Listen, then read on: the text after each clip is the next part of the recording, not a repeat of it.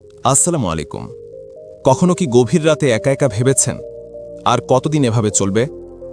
চারপাশে এত মানুষ এত কিছু করছে, কিন্তু আমি কেন পিছিয়ে আছি? আমার জীবনে কি আর্থিক সচ্ছলতা আসবে না? যদি এই প্রশ্নগুলো আপনার মনেও ঝড় তুলে থাকে, তাহলে আজকের ভিডিওটি আপনার জন্য। আজ আমি কোনো অলৌকিক ফর্মুলা বা রাতারাতি বড়লোক হওয়ার গল্প শোনাতে আসিনি। আমি এসেছি সেই গোপন কথাগুলো বলতে, যা সফল ব্যক্তিরা নিজেদের মধ্যে সীমাবদ্ধ রাখে।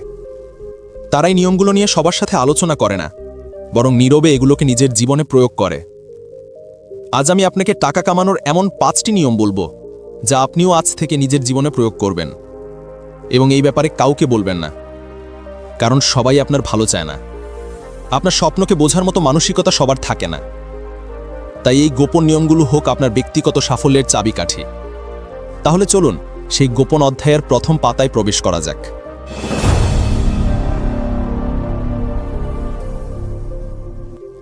যে নিয়মগুলো আপনার চিন্তার ধরন এবং কাজের পদ্ধতিকে চিরদিনের জন্য বদলে দিতে পারে। খাতা কলম নিয়ে প্রস্তুত হয়ে যান, কারণ আজকের আলোচনাটি শুধুমাত্র শোনার জন্য নয়, নিজের জীবনে গেঁথে নেওয়ার জন্য। রুল নম্বর 1, দক্ষতা হলো তোমার সবচেয়ে বড় সম্পত্তি। Skill is your biggest asset. আমাদের সবচেয়ে বড় ভুল কি জানেন? আমরা ভাবি টাকা, বাড়ি, গাড়ি এগুলোই আমাদের সবচেয়ে বড় সম্পত্তি। কিন্তু ভেবে দেখুন তো, একটা ভূমিকম্পে আপনার বাড়ি ভেঙে যেতে পারে, একটা অর্থনৈতিক মন্দায় আপনার ব্যাংক ব্যালেন্স শূন্য হয়ে যেতে পারে, কিন্তু এমন কি জিনিস আছে যা আপনার কাছ থেকে কেউ কেড়ে নিতে পারবে না? সেটা হলো আপনার দক্ষতা বা স্কিল। আপনার মাথায় যা আছে, আপনার হাতে যে কাজটা আপনি নিখুঁতভাবে করতে পারেন, সেটাই আপনার আসল সম্পত্তি। ওয়ারেন বাফেট একবার বলেছিলেন, the more you learn, the more you earn. আপনি যত বেশি শিখবেন, তত বেশি আয় করবেন। ধরুন দুজন বন্ধু, রাহুল আর কবির, দুজনেই একটি কোম্পানি থেকে চাকরি হারালো। রাহুলের কোনো বিশেষ দক্ষতা ছিল না, সে শুধু অফিসের দেওয়া কাজগুলো কোনো মতে করত। চাকরি হারিয়ে সে হতাশ হয়ে গেল, কারণ সে জানে না এরপর কি করবে। অন্যদিকে কবির তার চাকরির পাশাপাশি গোপনে গ্রাফিক ডিজাইন এবং ভিডিও এডিটিংয়ের ওপর দক্ষতা অর্জন করেছিল। সে রাতের পর রাত জেগে নতুন সফটওয়্যার শিখেছে, অনলাইন কোর্স করেছে। চাকরি হারানোর পর যেখানে রাহুল দিশেহারা, সেখানে কবির ফ্রিল্যান্সিং মার্কেট প্লেসে নিজের প্রোফাইল বানিয়ে কাজ খোঁজা শুরু করলো এবং অল্প দিনেই অফিসের বেতনের চেয়ে বেশি আয় করতে শুরু করলো। আপনি কি করছেন? আপনার চাকরি বা ব্যবসার বাইরে প্রতিদিন অন্তত 1 ঘন্টা সময় কি নিজের দক্ষতা বাড়ানোর জন্য দিচ্ছেন? সেটা হতে পারে public speaking, digital marketing, coding, লেখালেখি বা যে কোনো কিছু যা বাজারের চাহিদা পূরণ করে। মনে রাখবেন, টাকা আপনারটা ছেড়ে যেতে পারে, কিন্তু আপনার দক্ষতা আজীবন আপনার সাথেই থাকবে। এটাই আপনার সবচেয়ে বড় ইনভেস্টমেন্ট। এই কথাটা কাউকে বলার দরকার নেই, শুধু নীরবে নিজের দক্ষতা বাড়িয়ে যান। আপনার কাজই একদিন আপনার হয়ে কথা বলবে। রুল নম্বর 2, মূল্য সৃষ্টি করো, টাকা অনুসরণ করবে। Create value, money will follow. কিভাবে আরও বেশি টাকা আয় করা যায়? এই প্রশ্নটা আমরা সবাই করি, কিন্তু এই প্রশ্নটাই ভুল। সঠিক প্রশ্নটি হলো, আমি কিভাবে মানুষের জীবনে আরও বেশি মূল্য বা ভ্যালু যোগ করতে পারি। আপনি যখন টাকার পেছনে ছোটেন, টাকা আপনার থেকে আরও দূরে পালিয়ে যায়। কিন্তু আপনি যখন মানুষের জন্য কোনো সমস্যার সমাধান করেন, তাদের জীবনকে সহজ করে যান, তখন টাকা আপনার পেছনে ছুটতে বাধ্য হয়। এক গ্রামে 2জন কাঠুরিয়া ছিল। প্রথমজন সারাদিন শুধু গাছ কাটত আর ভাবত, কতগুলো গাছ কাটলে আমার বেশি টাকা হবে। দ্বিতীয়জন দেখল গ্রামের লোকজন জ্বালানি কাঠের জন্য অনেক কষ্ট করতে হয়। সে গাছ কেটে সেগুলোকে সুন্দর সাইজ করে শুকিয়ে প্যাকেজ তৈরি করা শুরু করলো, যা সহজেই মানুষ কিনে নিয়ে যেতে পারে এবং সরাসরি ব্যবহার করতে পারে। এমনকি সে হোম ডেলিভারি দেওয়াও শুরু করলো। বলুন তো, কে বেশি সফল হবে? অবশ্যই দ্বিতীয়জন, কারণ সে শুধু কাঠ বিক্রি করছিল না, সে মানুষের সময় এবং শ্রম বাঁচিয়ে তাদের জীবনে মূল্য যোগ করছিল। আপনি যে কাজই করছেন, নিজেকে প্রশ্ন করুন, আমি কি শুধু কাজটা করছি, নাকি এর মাধ্যমে কোনো মূল্য তৈরি করছি? আপনি যদি একজন ইউটিউবার হন, তাহলে শুধু ভিডিও বানালেই হবে না। এমন ভিডিও বানান যা দর্শকের কোনো সমস্যার সমাধান করে বা তাকে বিনোদন দেয়।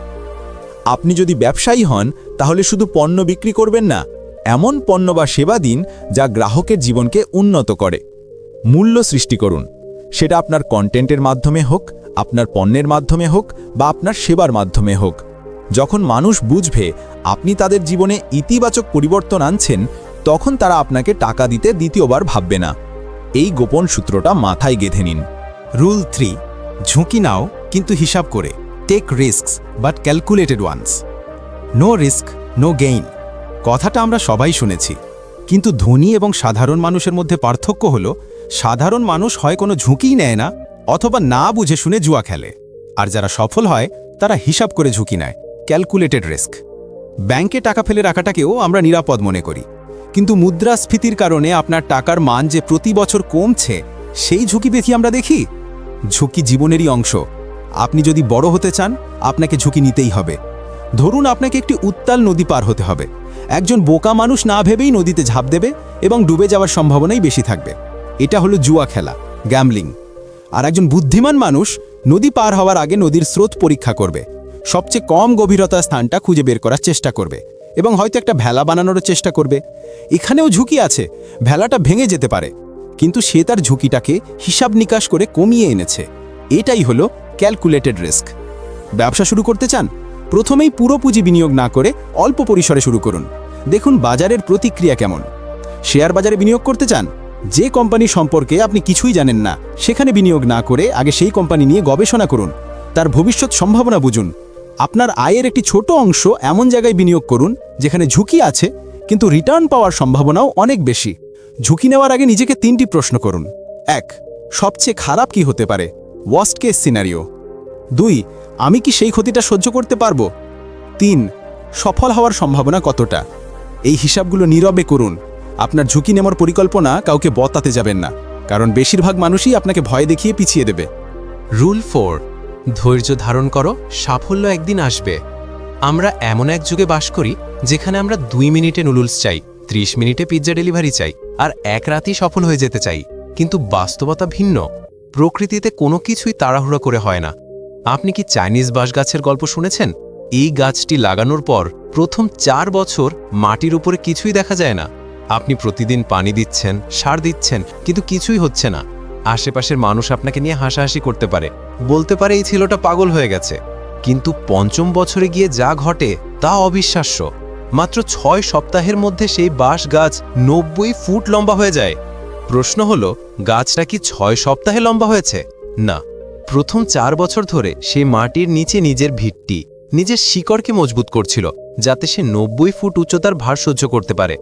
আপনার সাফল্যের যাত্রাও ঠিক এই বাঁশ গাছের মতো। প্রথম কয়েক বছর হয়তো আপনি কঠোর পরিশ্রম করবেন, কিন্তু কোনো ফলাফল দেখতে পাবেন না। আপনার ইউটিউব চ্যানেলে ভিউ আসবে না, আপনার ব্যবসায় লাভ হবে না, কিন্তু আপনি আসলে ওই সময়টাই নিজের শিকড় মজবুত করছেন। আপনি শিখছেন, ভুল করছেন, অভিজ্ঞতা অর্জন করছেন। যারা ধৈর্য হারিয়ে ফেলে তারা ওই 4 বছরের মাথাতেই হাল ছেড়ে দেয়, আর যারা লেগে থাকে তারাই 5ম বছরে গিয়ে সাফল্যের আকাশ ছোঁয়। তাই যখন ফলাফল দেখতে পাবেন না তখন হতাশ হবেন না। নিজেকে বলুন, আমি আমার শিকড় মজবুত করছি। এই ধৈর্যের পরীক্ষাটা আপনাকে একাই দিতে হবে। রুল 5, নেটওয়ার্ক গড়ে তোলো, কারো কাছে হাত পাতা ছাড়াই। আমাদের মধ্যে একটি ভুল ধারণা আছে যে নেটওয়ার্কিং মানে হলো বড় বড় মানুষের কাছে গিয়ে সাহায্য চাওয়া, ভাই একটা কাজ দিন, বা স্যার আমাকে একটু প্রমোট করে দিন। এটা নেটওয়ার্কিং নয়, এটা ভিক্ষা করা। আসল নেটওয়ার্কিং হলো সম্পর্ক তৈরি করা, যা দেওয়ার মানসিকতা থেকে শুরু হয়, নেওয়ার মানসিকতা থেকে নয়। ভাবুন, আপনি আপনার ক্ষেত্রের একজন সফল ব্যক্তির সাথে সম্পর্ক করতে চান। তাকে মেসেজ দিয়ে চাকরির কথা না বলে তার কোনো কাজ বা আর্টিকেল পড়ুন এবং সেটার সম্পর্কে একটি অর্থপূর্ণ মন্তব্য করুন। তার কোনো পোস্টে গঠনমূলক কিছু শেয়ার করুন। দেখুন আপনি কিভাবে তাকে সাহায্য করতে পারেন। আপনি যখন কারো জন্য নিঃস্বার্থভাবে কিছু করেন তখন সেই মানুষটা আপনাকে মনে রাখে। আপনি যখন ক্রমাগত মানুষকে সাহায্য করতে থাকবেন, তাদের জীবনে মূল্য যোগ করতে থাকবেন, তখন আপনি একটি শক্তিশালী নেটওয়ার্কের কেন্দ্রবিন্দুতে পরিণত হবেন। তখন আপনার আর কাজ চাইতে হবে না, মানুষ আপনার সাথে কাজ করার জন্য মুখিয়ে থাকবে। আপনার নেটওয়ার্ক হবে আপনার সাপোর্টিং সিস্টেম, আপনার শক্তির উৎস। কাউকে বলবেন না যে আপনি নেটওয়ার্ক বানাচ্ছেন, শুধু মানুষের সাথে ভালো সম্পর্ক বজায় রাখুন, দেওয়ার মানসিকতা রাখুন। দেখবেন সঠিক সময়ে সঠিক সুযোগ আপনার দরজায় কড়া নাড়ছে, কারণ আপনার নেটওয়ার্কে থাকা কেউ আপনার নাম সুপারিশ করেছে। তাহলে এই হলো সেই 5টি গোপন নিয়ম। 1. আপনার দক্ষতাই আপনার আসল সম্পত্তি। 2. টাকার পেছনে না ছুটে মূল্য তৈরি করুন। 3. বোকার মতো জুয়া না খেলে হিসাব করে ঝুঁকি নিন। 4. রাতারাতি সাফল্যের আশা না করে বাঁশগাছের মতো ধৈর্য ধরুন। 5. এবং সাহায্য না চেয়ে দেওয়ার মাধ্যমে একটি শক্তিশালী নেটওয়ার্ক গড়ে তুলুন। এই নিয়মগুলো কোনো রকেট সায়েন্স নয়, কিন্তু এগুলোকে ধারাবাহিকভাবে নিজের জীবনে প্রয়োগ করাটাই আসল চ্যালেঞ্জ। আর আমি কেন এগুলো কাউকে বলতে নিষেধ করেছি? কারণ যখন আপনি বড় স্বপ্ন দেখবেন, তখন 10 জন মানুষ আপনাকে টেনে নামানোর জন্য প্রস্তুত থাকবে। আপনার যাত্রার শুরুতে আপনার সবচেয়ে বেশি প্রয়োজন আত্মবিশ্বাস, অন্যের সন্দেহ নয়। তাই এই নিয়মগুলোকে আপনার ডায়েরির পাতায় নয়, মনের গভীরে লিখে ফেলুন। নীরবে কাজ করে যান। আপনার ব্যাংক ব্যালেন্স যখন বাড়তে শুরু করবে, আপনার জীবন যখন বদলাতে শুরু করবে, তখন আপনার সাফল্যই সবচেয়ে জোরে চিৎকার করবে। আজকের এই আলোচনা থেকে কোন নিয়মটি আপনার হৃদয়কে সবচেয়ে বেশি স্পর্শ করেছে? নিচে কমেন্ট করে আমাকে জানান। আমি আপনাদের সবার কমেন্ট পড়ি। ভিডিওটি যদি আপনার জীবনে এক বিন্দুও মূল্যযোগ করে থাকে, তাহলে একটি লাইক দিয়ে আমার পরিশ্রমকে সার্থক করবেন। আর ভবিষ্যতে এই ধরনের গভীর আলোচনা আলো পেতে চাইলে চ্যানেলটি সাবস্ক্রাইব করে বেল আইকনটি অন করে দিন। মনে রাখবেন, আপনার ভবিষ্যৎ আপনার আজকের সিদ্ধান্তের উপর নির্ভর করছে। দেখা হবে পরের ভিডিওতে। ততক্ষণ পর্যন্ত শিখতে থাকুন, কাজ করতে থাকুন এবং নীরবে এগিয়ে যেতে থাকুন। আল্লাহ হাফিজ।